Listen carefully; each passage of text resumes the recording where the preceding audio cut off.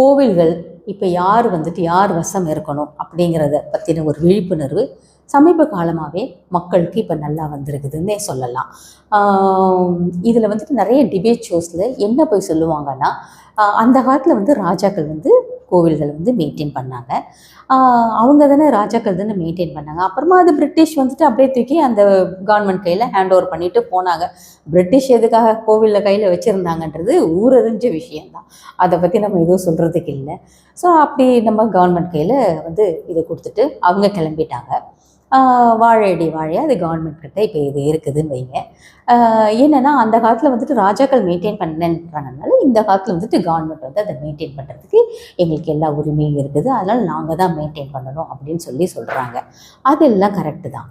அந்த காலத்தில் ராஜாக்கள் கோவில்களை கட்டினாங்க, பக்தியில் ஊறி போயிருந்தாங்க.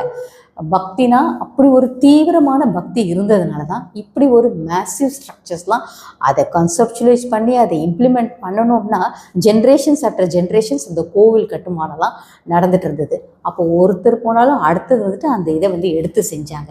எதனால்? பக்தி, கடவுள் மேலே இருந்த நம்பிக்கையின் பேரில் பக்தியினால் நம்ம ராஜாக்கள் கட்டினாங்க. நீங்கள் எத்தனை கோவில் கட்டியிருக்கிறீங்க? கட்டியிருக்கிற கோவிலை இடிக்கிறதுக்கு வேணால் வரலாம், அந்த மாதிரி வேணால் கட்டியிருக்கிற கோவிலை நான் இத்தனை கோவிலை இடிச்சேன்னு சொல்லிட்டு எத்தனை பேர் பெருமை பேசுகிறாங்க பாருங்கள். கோவிலை ப்ரொடெக்ட் பண்ணுறேன்ற பேரில் எத்தனை பேர் இந்த பெருமை பேசுகிறாங்க. இன்றைக்கி மெயின்டைன் பண்ணுறேன்னு சொல்கிறீங்க, சரி மெயின்டைன் பண்ணுறதையாவது ஒழுங்காக பண்ணுறீங்களா?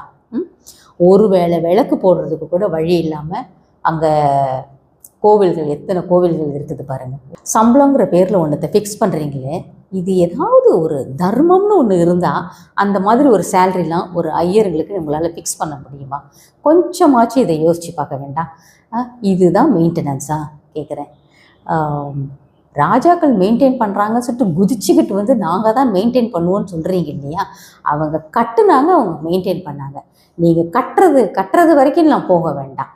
அதை அந்த சனாதன தர்மம்னாலே அது ஒழிச்சு கட்ட வேண்டியதுன்னு ஒன்று சொல்லிட்டு அப்புறம் டெம்பிள் மெயின்டெனன்ஸ் மட்டும் வரீங்கன்னா இது எந்த விதத்தில் நியாயன்றது தான் எனக்கு தெரியல.